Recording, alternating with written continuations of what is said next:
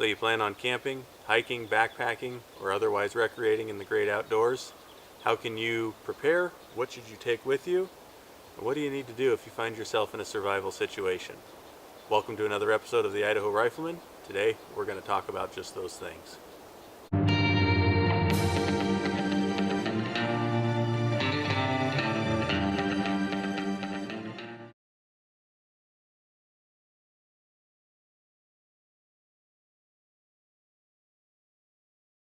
I've grown up in Idaho my entire life. I'm fourth generation here.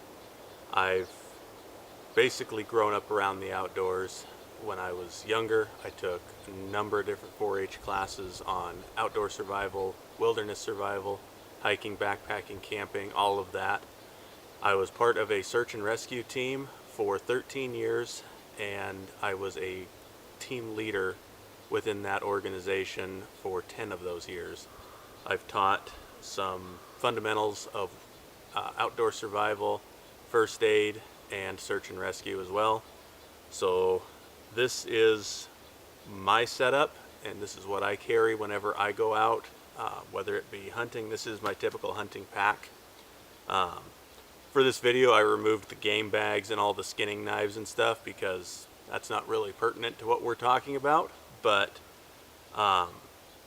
this is a basic setup for me and what I will carry when I go out. So we're going to break it down. We're going to talk about the different items and essentials and what I would consider the absolute bare minimum, as well as some other little gadgetry and stuff that I would recommend carrying if I were going out and recreating or hiking or camping.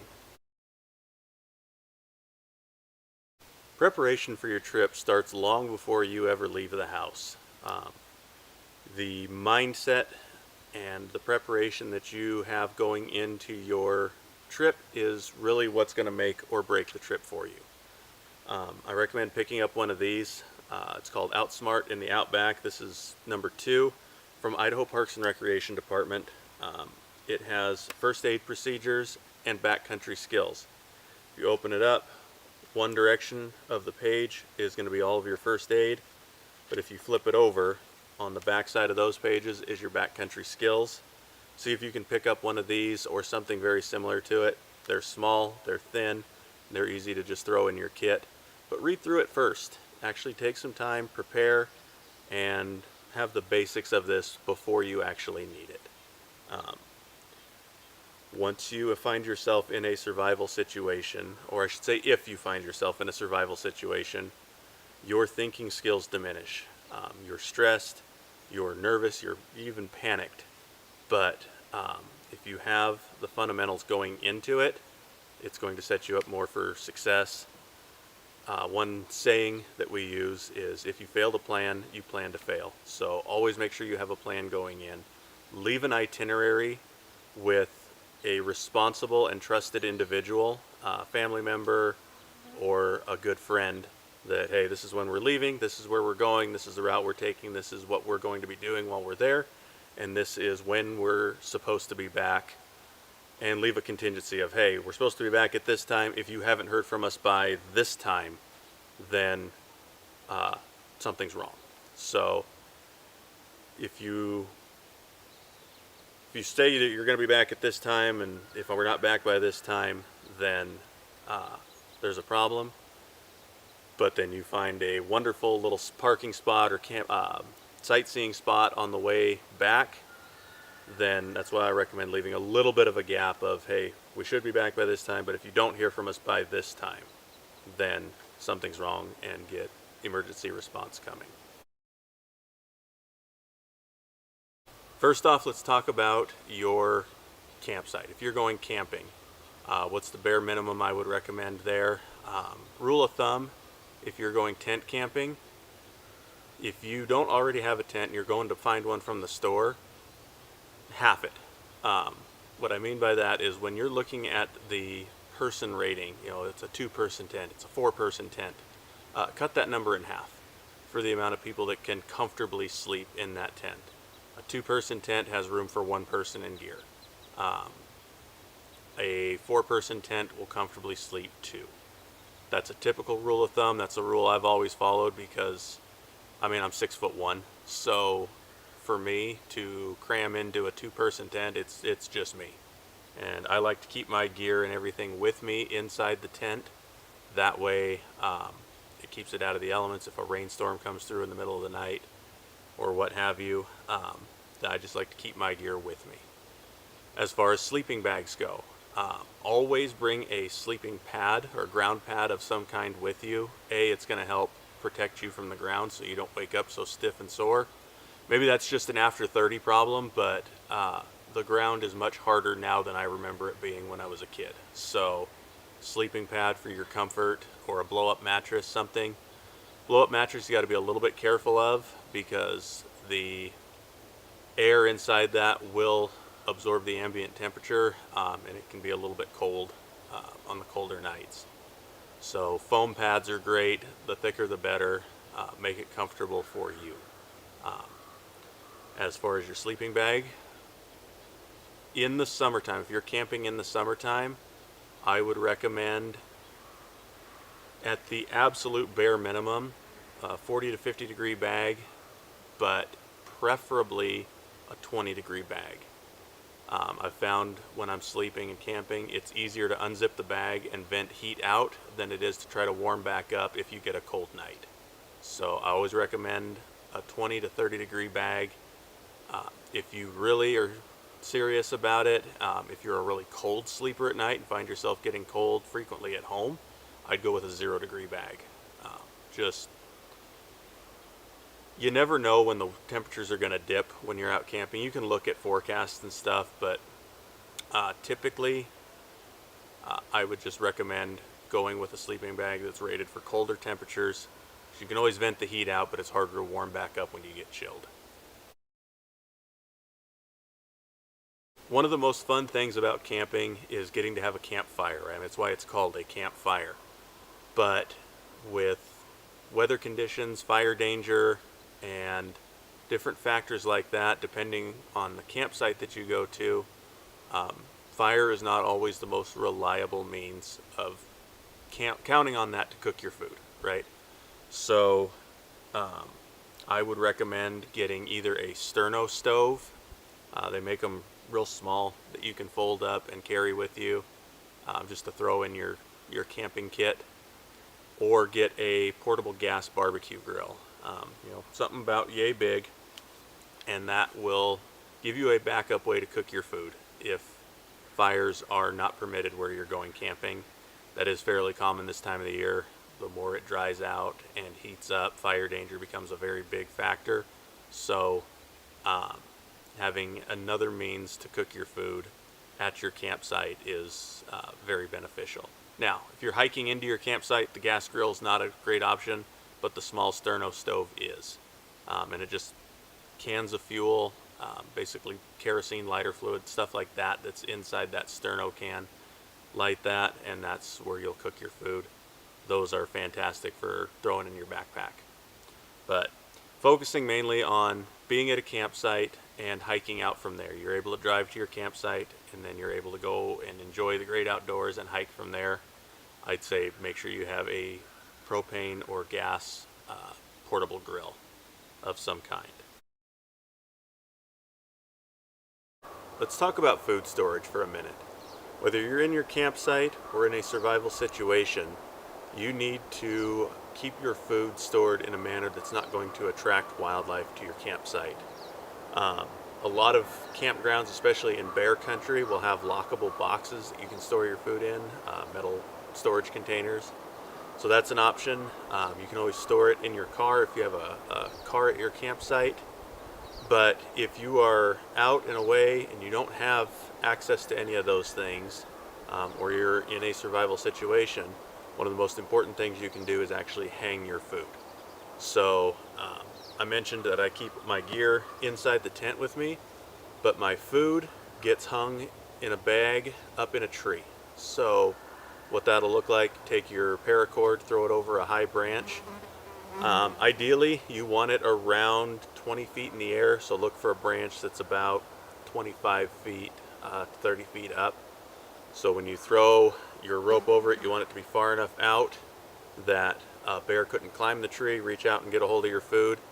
But if they are able to get out onto that branch, you also don't want them to be able to get to your food bag from the branch either. A big grizzly bear, you're looking maybe 13 feet tall when they're standing on their back legs. So that's where that 20-foot mark is a really good spot to have your food hung. It also keeps the little critters away, like raccoons, squirrels, and chipmunks. You get those little critters into your food, then much less of a threat, much easier for one of those, even mice, field mice out in the woods. Storing your food, keeping your campsite clean, and keeping it away from critters is going to be essential. You can even use, if you're at a campsite, then you can use totes, plastic Rubbermaid totes or something like that to store your food in.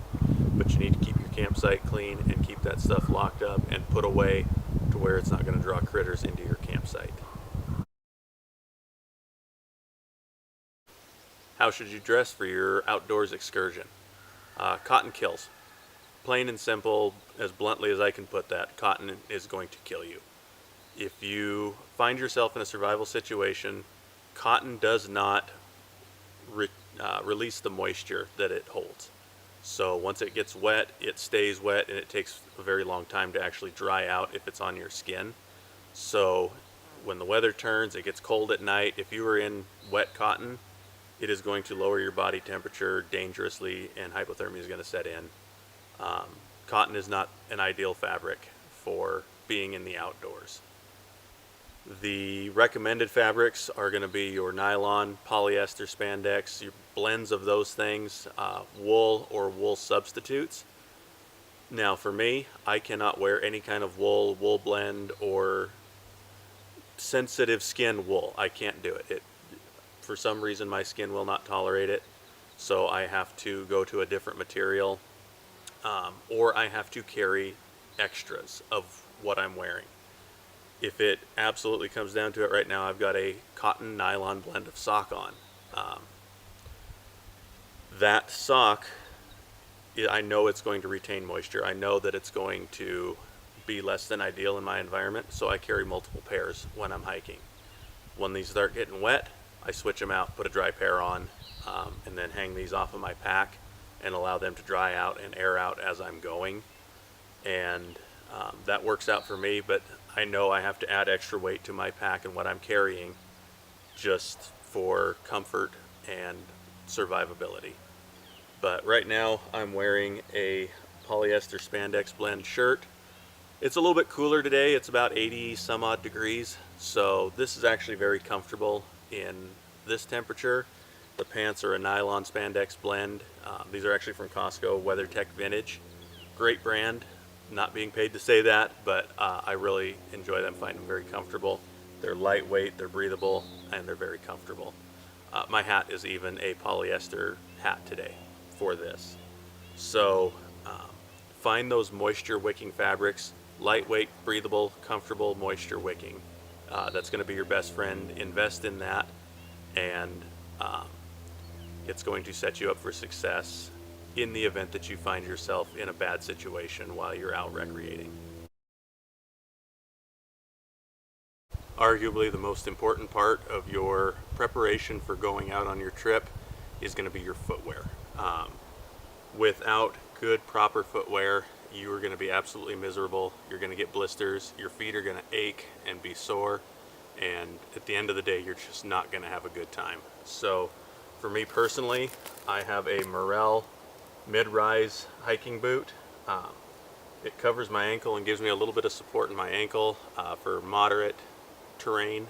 If I take a bad step or something, these actually give me just enough support that it protects my ankle.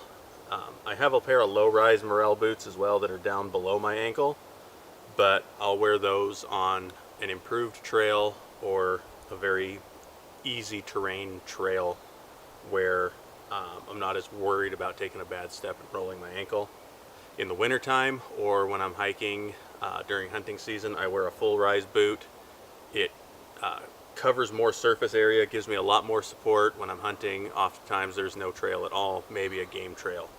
So I wear a full rise boot for that, and that way if I get into snow as well, more of my foot is protected before I start getting snow down my top of my boots.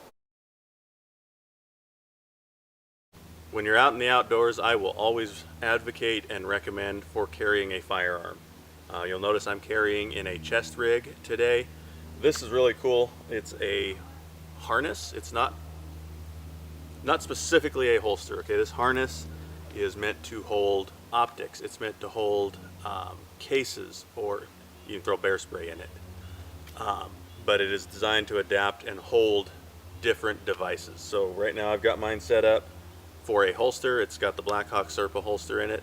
There's holes on the back of this that you can mount the screws to it, and it's actually got the correct hole pattern for this Blackhawk Serpa holster. And I'll leave a product name and description down in the description below, and a lot of this stuff I will link there and in the pinned comment on this video. So if you have any questions about the products, I'm not being paid or sponsored for any of this stuff. This is just stuff that I have and have accumulated over the years, and stuff that I like. So I will leave the product names and descriptions and stuff down in the description and in the pinned comment below. But for me personally, I'm carrying a 1911 45 right now, and that's kind of my go-to gun for going up in the woods. Good power, good caliber. Sometimes I'll switch out. I'll carry a 9 and something with 15 to 17 rounds of capacity, whereas this has 8 rounds that I'm carrying right now. But this is very comfortable. I like a chest rig when I'm hunting or hiking, particularly hunting, because as I'm wearing extra layers and more jackets and vests and stuff, my waistline can get kind of tied up, so having it up and out of the way on my chest is very comfortable to me. It's very functional. So I'll always advocate for carrying a firearm. You have to check where you're going. Some of the national parks now are actually allowing carry, either open or concealed, for anyone who's of lawful age, which is huge. Well, I say some now. That's been around since like 2010. So, but that is an option for you. Some places that you go, you just got to be cognizant and be aware that they may not allow firearms to be carried openly. So if you want to carry bear spray instead of a firearm, you know the old joke that you can tell where a mountain lion has been by their droppings, and you can tell mountain lion droppings from bear droppings because mountain lion droppings smell like pepper spray and have bear bells in it. You got to do what you got to do, right? If it comes down to it, bear spray is better than nothing at all. But for me, having a firearm where I can defend myself from wildlife or anything like that is paramount. If you can, carry it. Have something at least. And if you don't want to open carry, you'd rather conceal it, that's totally fine too. That's completely up to you. You figure out what's comfortable for you. Keep in mind, most of your concealment options are in the waistband, and if you've got a belt on your pack, it may not be the most comfortable, so find a way that you can easily access it and comfortably carry it. For your hiking and backpacking adventure, what's going to be the best way to carry your supplies, or the best bag to carry with you? Really, that depends on what you're looking to do. If you're looking to do some serious backpacking, I'd recommend a larger either internal or external frame pack that's going to really support your back and be a lot more comfortable overall the length of your trip. And that's if you're doing a several day type of hike. If you're just going out for the day, then there's a couple of other options as well. This is my go-to, like I said, my go-to hunting pack, or just going out for a day of hiking. If I really want to go minimalist and lightweight, I can do an over-the-shoulder bag. This one also has a loop on the back that I can secure it to my belt, so all that weight is not just in the strap on my shoulder, it's actually secured on my belt as well.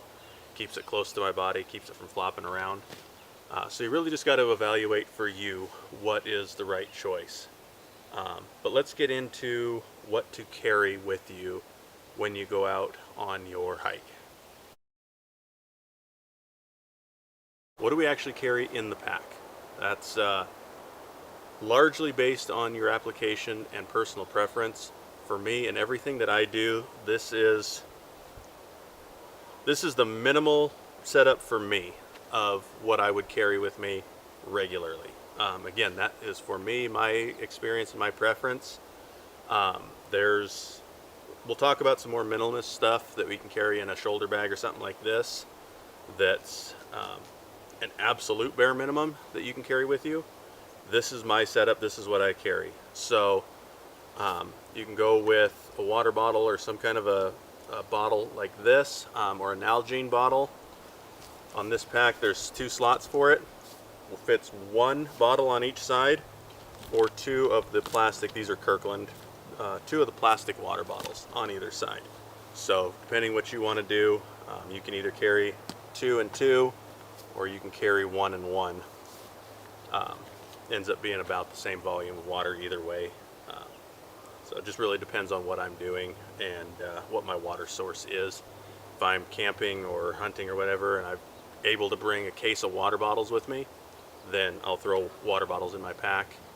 But if I'm more limited in my ability, then I'll carry the Nalgene or some kind of a water bottle like that. Whether you're hiking or hunting or whatever you're doing, if you get injured, it can be, depending on the severity, it can be an absolute death sentence. So I carry an abundance of first aid supplies with me. This right here is a first aid pack. That's actually some of my extra supplies. I just have it strapped to the top of my bag and easy to get to. So I'm not going to get real in-depth into all of this. I'll just show you a little bit. This is a secondary tourniquet. If I need to strap more than one appendage or something like that, this is a secondary tourniquet. You slide it on, cinch it down, and at least it's something. It's not the most ideal tourniquet, but it will at least stop your bleeding. I have kind of the Coban adhesive wrap. I have a bunch of gauze, and then I have one of these Adventure Medical Kits trauma packs. It's got quick clot and a number of different supplies. So it's got 25 grams of quick clot, trauma pad, gloves, tape, bandaging, and stuff like that. It's also got a resealable bag for bio waste, or you can set that up if you have a sucking chest wound. Now that's going to be something where you're more likely to run into that during hunting. If you, I'm trying to say this as carefully as I can, some hunters don't identify their shots before they take them. So if you end up with either you or your partner or somebody gets shot by a careless hunter, you have a way to treat a sucking chest wound with this as well. So I really like this setup. Again, this is kind of more my spare stuff that is more serious than just my everyday ouch bang boo boo kit. I have on my belt line a full-size cat tourniquet, combat application tourniquet, and a pair of trauma shears. That's easy, quick and easy to whip out and get set up. Inside my bag, I have, this is My Medic. It's a scrape med pack, so it's just for treating your basic cuts and scrapes. It's nice and vacuum packaged, so it's easy. I have another one from My Medic. This is a bite and sting med pack, so this is going to take care of your insect and other bug related bites and stings. So for me, that's the basics of what I carry as far as med stuff. Like I said, a lot of gauze and stuff in here if I really need to pack a wound or get something pretty significant. I've got 2 tourniquets for stopping the bleeding and some quick clot stuff. But medical is very important when you're out and away from quick response. So some of the places that you can go hiking and backpacking, they may have to fly in and hoist you out and then fly you to a medical, either helicopter or an ambulance, to get you to where you can be treated. So having that initial ability to take care of any kind of an injury that you have is critical. Before you leave and set out for your day from your campsite, then having bug spray and sunscreen is very important as well.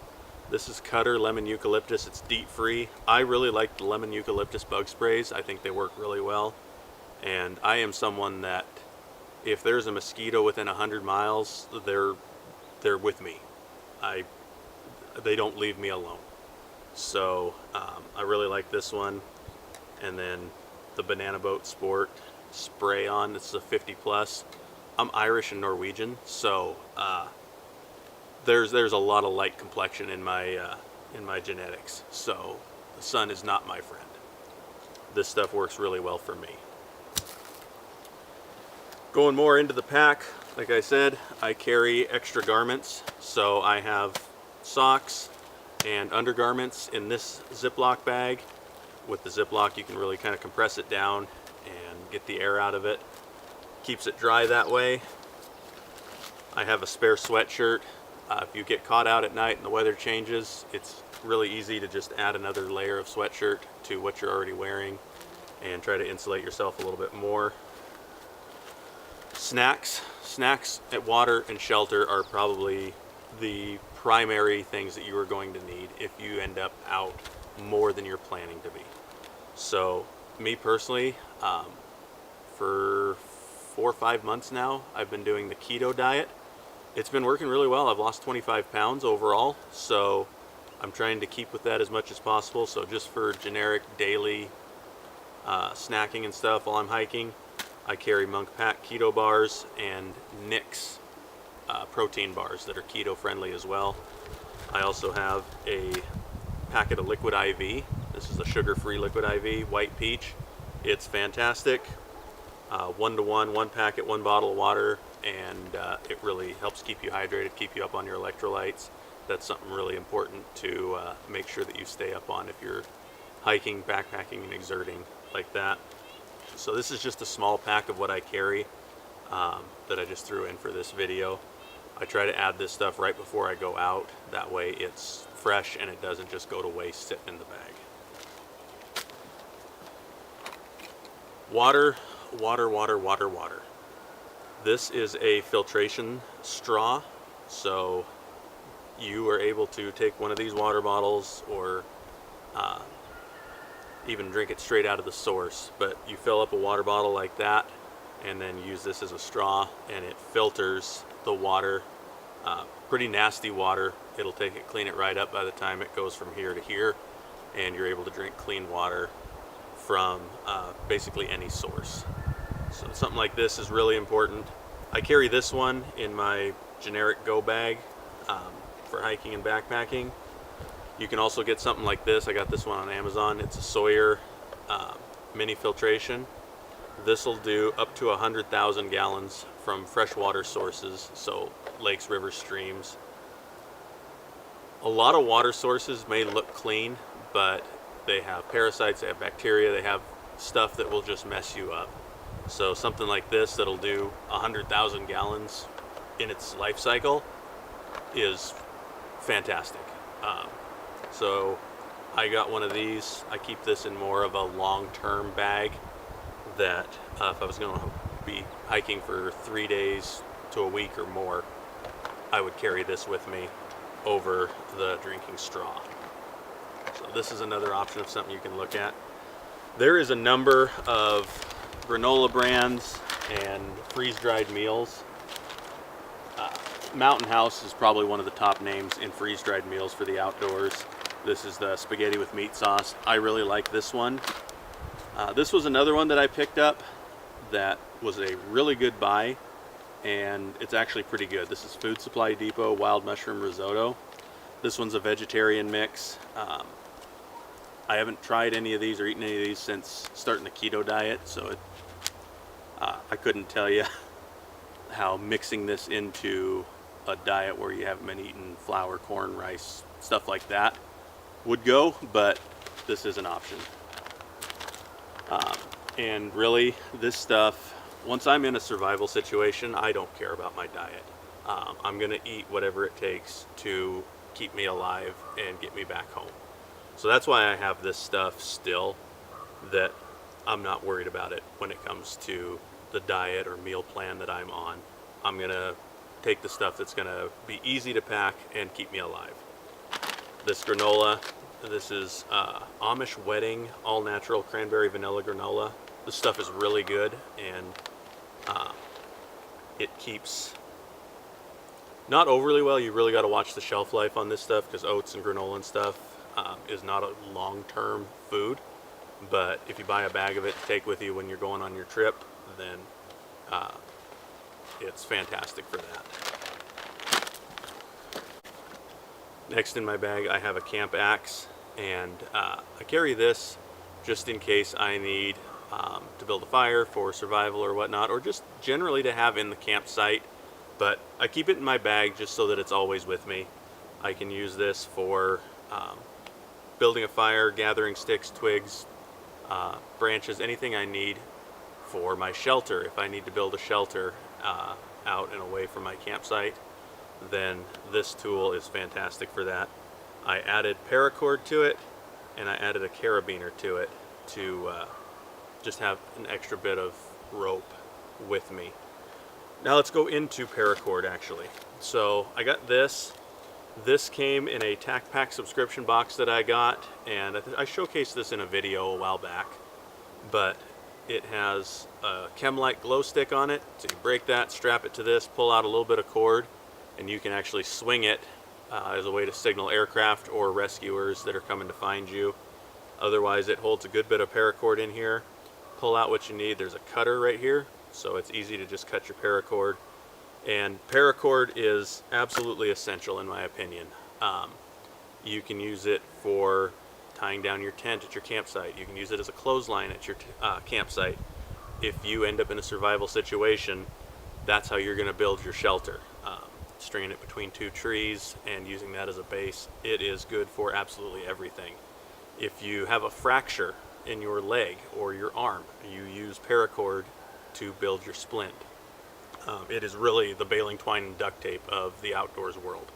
So I have a couple of different lengths of paracord in here, and it's absolutely essential. So I'm going to keep moving on.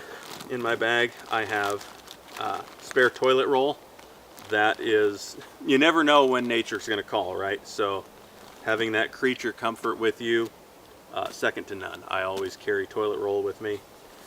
And this is a surplus military poncho. This is probably 80s, 90s surplus, but these are fantastic. You string paracord between two trees, throw your poncho over it, and you've got an instant tent that you can use to at least keep the moisture off of you if it's raining or anything. It gives you a good place to sleep. So I've got this. I picked this up a long time ago, but at a surplus store. Very cheap, very easy to find. Anything like this or some kind of a small tarp that you can fold up and keep in your bag. Staying ahead of the planning and making sure that you're ready for any situation. I hope you never have to use any of this stuff, but I'm just sharing with you what I carry and what I've learned over the years to set yourself up for the most success. In the top of my pack here, I always set my zippers up the same way. So like on this bag, this one has just a single zipper on this pocket. All the rest of them have two. So to close it, it pulls this way. I set all of the other zippers up on the same side. That's just kind of maybe a neurotic preference for me, that I can easily find what's open, what's closed. I can look at my pack and see all the zippers are in the same spot and know that every compartment's closed. I carry a pair of gloves with me, and I have these on an S carabiner. These S beaners are fantastic for all kinds of different stuff that you could possibly think of. So I carry them in just random different places in my bag. Pair of gloves, protect your hands, especially when you're gathering stuff for firewood, when you're building a fire, when you're using a knife or that hatchet. Just something to protect your hands a little bit. The simplest cut or scrape can turn into a very big deal in the outdoors if you end up lost or delayed getting back to your campsite. So if you're not able to treat wounds immediately and properly, or if you get just a simple stupid wound that goes untreated, it can be a very big deal. So just a basic pair of gloves will go a long way in preventing some of that. Another spool of paracord. This is orange and reflective. If you hit this with a flashlight, you're going to see it from a long ways away in the dark.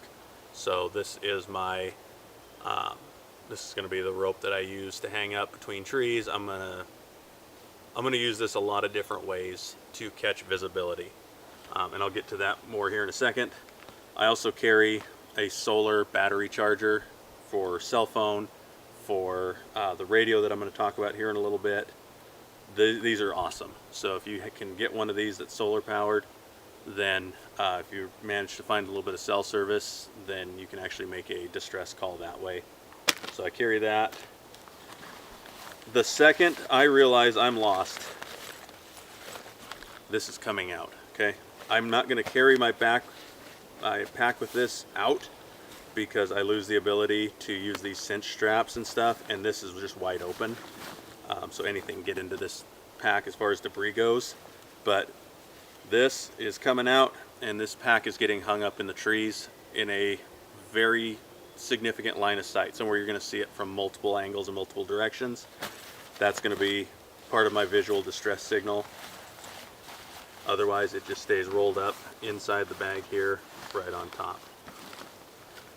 And in the front pouch, I carry spare shoelaces. I've had boots while I'm hiking that just for whatever reason they wore through on an eyelet or whatever. You break a shoelace. It's the simplest, stupidest little things that will become a major inconvenience when you're out in the woods. So I've started carrying spare shoelaces with me. I carry a headlamp just as if I need to see what I'm doing but use both of my hands at night, then I have a headlamp for that. These I actually got at some kind of a fair or event center. I don't remember what it was, but the Coast Guard was handing these out. So these are an antibacterial wipe in a waterproof plastic case. Picked this up, threw it in my kit. You never know. If you want to clean up or something while you're out, then having a wipe to just wipe dirt and grime or whatever off of your body. You really only need one. I carry 3 just because it came sealed in a pack of 3 and I didn't want to break that seal. These are waterproof matches. This is a fire lighter, fire starter. There's 20 of them in here. They're a big match with a pretty stout body to them. I'm trying to think of what the material is. It's a more flammable material that burns easier than a matchstick does. So they're very great for getting fire started, especially if it's a little bit damp or wet. Those go with me everywhere I go. I've got a regular handheld flashlight. This has 3 functions: on, low, and strobe. So I can set this up as a signal as well. I carry another glow stick, a Leatherman multi-tool, and a eating set. So this is a spoon and a fork and a knife. So it's a creature comfort thing.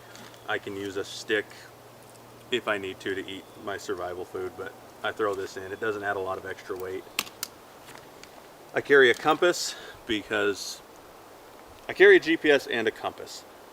Compass generally won't fail you, but I subscribe to the 2 is 1, 1 is none belief. So if I have a GPS and it fails, and that's all I have, that's all I have. If I carry a GPS and a compass, one, if not both, will always be working. So, and then I go old school here as well. This is a magnesium fire starter. So you scrape off a little bit of the magnesium into your fire and then strike the steel. You get a spark, and that spark reacts with the magnesium and helps to get your fire going a little bit easier. Again, this is very old school. Flint and steel goes back to the pioneer days and the colonial days. So very tried and true method. If nothing else works, at least I have this. I carry a lighter as well. Lighter's wrapped in paracord. If I need just a short little section, then I made that little case for it.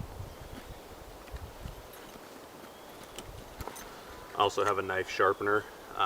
You'd be surprised how inconvenient, especially hunting, when you're skinning game or whatnot, the knives dull up very quickly, so having a way to sharpen your blades makes it just that much easier for you. On the belt of this is where I have the GPS. I have a paracord bracelet strapped to the strap. I have spare ammunition for my rifle. Once I put it on this strap, it's a pain to get it on and off, so I just leave it on all the time. I have a Baofeng, just a cheap generic radio. You get these on Amazon for like 20 bucks. These are in the ham radio frequency range, so certain frequencies in here you need a class and a license to be able to operate it. So these are not, I don't carry this for casual communication, or you're out hunting with a buddy and you're talking on a public channel like that. This is for emergency purposes only. This is for my cell phone has no service, I'm hurt, I'm lost, whatever. I will use this as an emergency, and that is it. That is all I would recommend using this for, and that is all that, again, you have to have a license for this stuff. So I just carry it for that, life or death. My cell phone doesn't work. There's not going to be anybody coming along the trail where I got lost or what have you. This is my lifeline. So that's what this is for. We'll talk about the use of this a little bit here, but it's pretty simple. I have the antenna off of it right now for this video because, when I key up to show you how this thing works, I don't want to be transmitting out on a frequency that I would need a license for. So don't have the antenna on it right now. These do need an antenna to operate. But I just carry that in the pouch on the belt line. I have my buck skinning knife that I carry. This is my hunting knife that I always carry regardless. I have some larger stuff for actually skinning out game, but then I have a pocket knife here as well. And this is the basics of what I carry with me every time I go out for a day type of trip. And whether I'm picking huckleberries or going for a fun day hike or something like that, this goes with me. It either, if I go canoeing, then I have this at least close by and handy. I'll have it in the truck for, it doesn't do me any good if we fall in the water, right? And this stuff's gonna get soaked. This bag is not waterproof. So I at least have it in the truck with me everywhere I go, and then if I take off from the truck, then I'll throw it on and carry it. So let's talk about some more minimalist stuff. What is the absolute bare minimum if I was going to carry this bag instead of this? What is the absolute bare minimum that I would recommend? This is a Amazon special that my wife got me for birthday, Father's Day, Christmas, one of the holidays. I don't remember. I feel like I shouldn't say that I don't remember, but I don't remember. But this is off of Amazon, and it is a complete survival kit in a box, and it fits perfectly in that shoulder bag. So in here you have a emergency survival blanket. This is going to help keep you warm. It's like wrapping tinfoil around yourself. It's going to hold in your body heat. It's going to be very reflective to aircraft or rescuers that are coming to find you. These are fantastic. Some very rudimentary first aid stuff, band-aids and gauze. It comes with an eating utensil, a spork. It's got a whistle built into the spork for signaling. A little rudimentary flashlight that I apparently need to put new batteries in. See, always check your equipment. Comes with a compass, a little bit of fishing line, so if you are near a water source that you're able to fish, you can actually make a fishing pole. paracord bracelet with a whistle and a little signal mirror. It has one of the, don't trust those compasses. Never, ever, ever trust those little itty bitty compasses like that. Get a true full-size compass. This also has a wire saw, so you can use this for cutting branches and stuff off of trees. It should go without saying, use dead wood if you have to find yourself in a survival situation. Dead wood is what's actually going to burn the best, so that's what this is for. It's got a survival pen, a little keyring of Phillips screwdriver and standard screwdriver, a little locking carabiner. It's got a flint and steel fire striker. So tried and true. Again, this goes back way back in history. These are reliable and they work. So they included that. It's got a little pocket knife and some fire starting material. This right here is actually a fantastic kit. I really enjoy the size of it, and it's not heavy at all, but it gives you a lot of the essentials that if you don't have the ability to carry a lot of this stuff, just carrying this in a bag like that is it's at least something. So I recommend these off of Amazon. It's a great deal. I would recommend paracord. I would recommend, at the absolute bare minimum, bite and sting pack, a trauma pack, a tourniquet, GPS. Again, there's a compass in that kit, so you can get away with just carrying a GPS. There's a little flashlight in there. I would probably still throw in a headlamp, water and food absolutely is a must. For me, I have to carry extra socks and extra undergarments because this is the stuff that's cotton that I wear, so I always have to carry extras.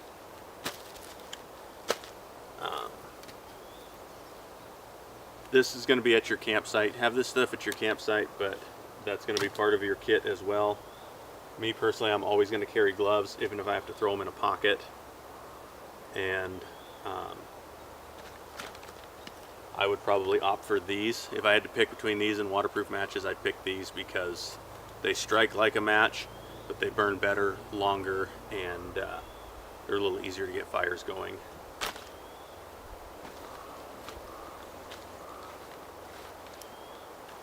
And I would take probably this pocket knife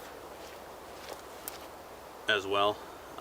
It's got a decent sized blade on it, and it's just been a very good, reliable knife for me. I can throw this anywhere. It doesn't have to be in the bag. I can throw it on my belt line. But ultimately, it has to come down to you, and out of this stuff that you look at, you're going to know what your application is. You're going to look at it and go, yeah, I'll never use that, or, well, shoot, I can't survive without my, pick a thing. If you have allergies, your EpiKit, your EpiPen has to be part of your first aid kit. Any medications that you take or prescribed has to be part of your kit. Make sure you have extras.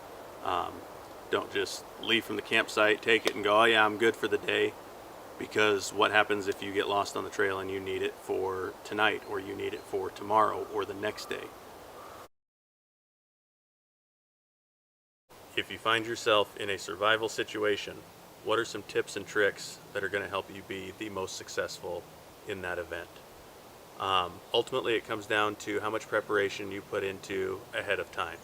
That's how much knowledge you gain about the area you're going into. That's how much knowledge you gain about survival in the woods. It's the clothing you wear. It's the footwear you choose. It's the gear you choose to bring with you. But none of that matters. You can have all of this equipment plus, but if you do not have the mindset or the ability to just stop and calm down, if you panic, then your odds go down significantly. So the first thing to remember is stop. Dead stop. Sit, think, observe, plan. It's an acronym. It's one that we teach in survival. It's one that we teach to our instructors in search and rescue and our team members. If you ever find yourself lost, stop. Sit, think, observe, and plan. If you sit down and look around you, often the solution will present itself, and you just take that moment to pause and recollect your thoughts. Observe your surroundings, and then make a plan for what you are going to do. What are the essentials that you need? The human body needs food, water, and shelter. Okay, food, you don't need as much as you think. You can survive 2 weeks without food, but you can only survive 3 days max without water. And by the end of day 2, you're going to be pretty well useless. You're not going to be able to function or think as clearly.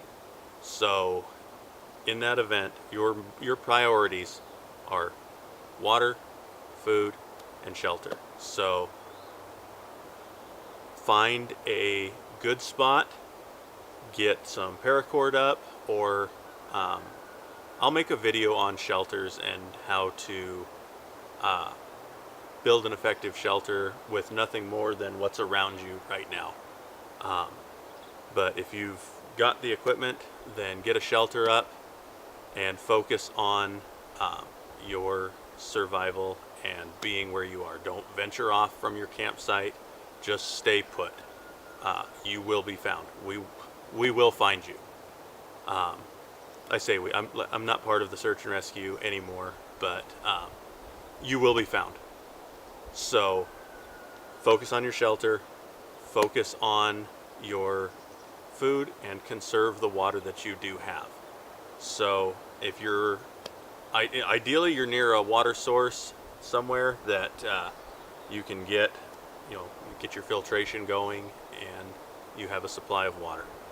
Not always the case. Food, you can survive 2 weeks without it, so don't go wandering off looking for something to eat. Stay put and use what you have. And then staying warm is another critical part of that. So get the stuff that you need and get a small fire going. You don't need anything big, but fire is going to do a couple of things. 1, it's going to keep you warm. 2, it's going to keep you calm. Sitting and staring at a campfire is probably one of the most calming things there is. So just being in that moment and having that fire going, you've got calmness, you've got warmth, and it's also going to be a signal to your rescuers that are coming to find you. So get that fire going. Try not to cause a forest fire in the process, because there's been instances where someone built a fire for survival, but they ended up starting a massive forest fire and they got billed for it. But don't let that deter you. If you absolutely are in a survival situation, then get that fire going, clear debris away from it. You don't have to build a big one. You'd be surprised what a small fire can do for you. But that is going to be a critical element to your survival.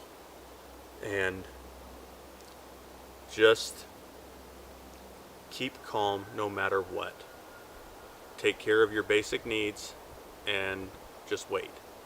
It may feel like an eternity, but stay at your campsite, don't wander off, and get your shelter going. Those are the critical elements to survival, and being able to just take that breath, calm down, relax, and focus on what you need where you are.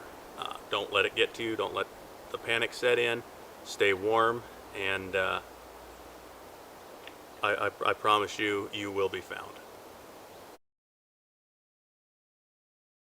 I'm going to give you a real brief overview of the Garmin eTrex 10.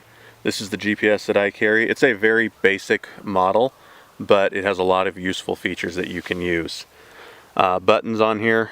Your light button, so your backlight and your power button are right here. This is your toggle switch to cycle through your options. Back button. This is another up and down scroll feature. And then your menu button. So we're going to power it on. Hold the button on the side until the Garmin logo appears. And we're going to let this load its main screen. And these are your initial options that as soon as the screen comes up, that's what you're looking at. So the map feature, it's got a compass feature, a waypoint feature. So when you do a waypoint, you can just use the toggle to scroll down and over. You hit mark waypoint and it logs it for you, and then you just hit done.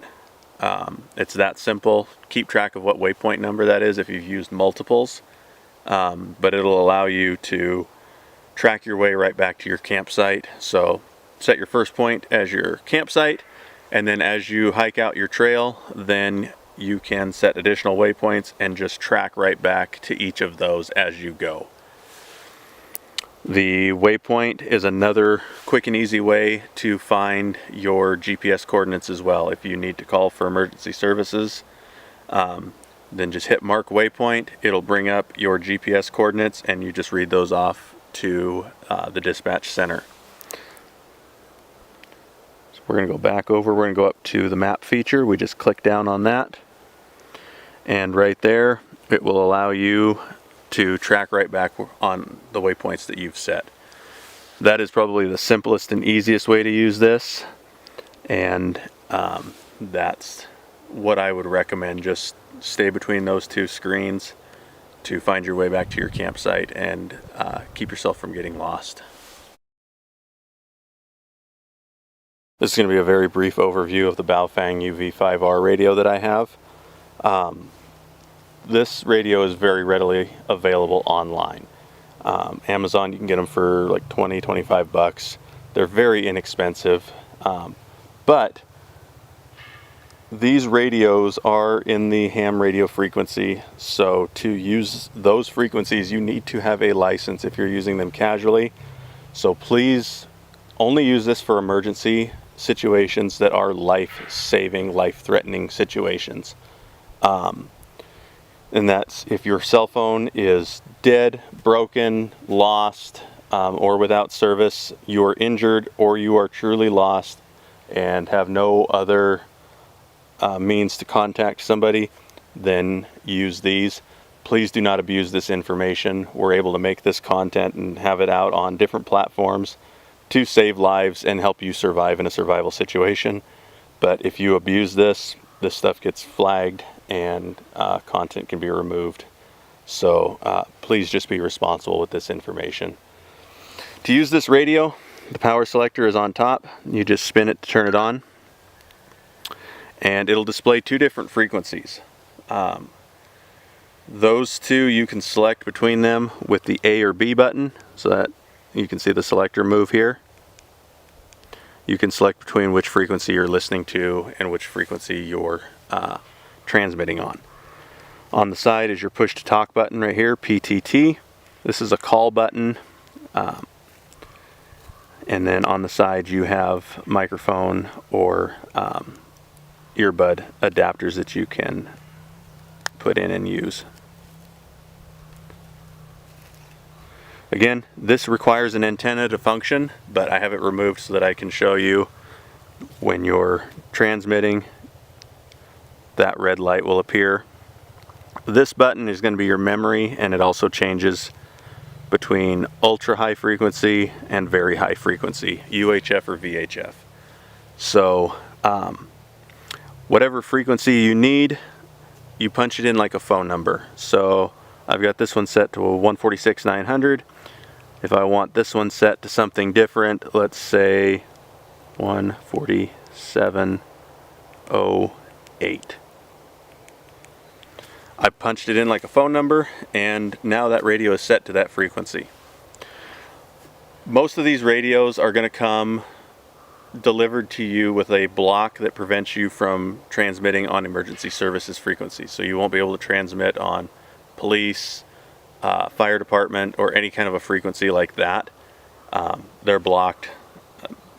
Any military frequency that you find you're not going to be able to transmit on, there's a block to prevent that, just to keep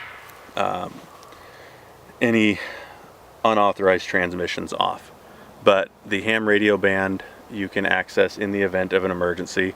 Most repeaters have a key-in code, a CTCS tone that you'll have to put into the radio, all of that information is available on Google. So before you go into your camping and hiking area, do that research, figure out what that information is, and put it in this radio. Doesn't matter how many times you turn it on or off, that information is right there unless you manually input it and change it. If you find yourself not knowing what that tone is, then you can actually find it in the radio. So you click menu.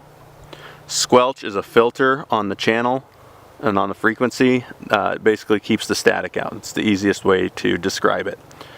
Transmit power, you always want to make sure it's on high because it gives you the best chance of getting out and hitting that repeater. But you're going to scroll through your options until you find RCTCS. You're going to hit menu to select, and there are a ton of these different frequencies, or excuse me, hertz tones in here. So let's say that we know the tone is 100 hertz. 100 hertz is fairly common. So you scroll to that, you hit menu to select it. You see CT right here indicates that that tone is selected and saved. However, if you do not know the access tone, you can actually, we're going to go to menu, we're at RCTCS, hit menu again, and press the scan button. You see CT is blinking. Now the next person that keys up and transmits on that frequency, their transmission has to hit that access tone, so it will actually display right there and tell you what that tone is. It's best to do this when you know someone is transmitting, so you're not just sitting and waiting. It will light up and tell you that there's transmissions, you just won't be able to hear them without that tone. So you leave it in that scan function, and the next person that transmits, it will actually tell you what that tone is. So then you can select it and set it to that frequency, and now you have access to transmit your emergency distress. Typical etiquette for transmitting a distress signal is Mayday, Mayday, Mayday 3 times. Say that 3 times and then state your situation.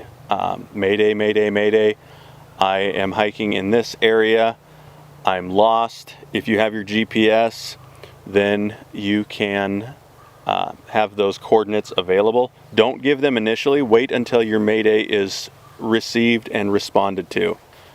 So that'll look, we're going to set it to 100 hertz here,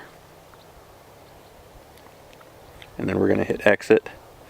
Now we're on our frequency, so you are going to press the push to talk. Once that light is lit up, once you press push to talk, wait 1 second before you say anything. That will give that light time to come on, and it'll give time for the radio to access into that frequency and not cut off any part of your transmission. So you're going to press push to talk, you're going to transmit Mayday, Mayday, Mayday. I am lost in this location.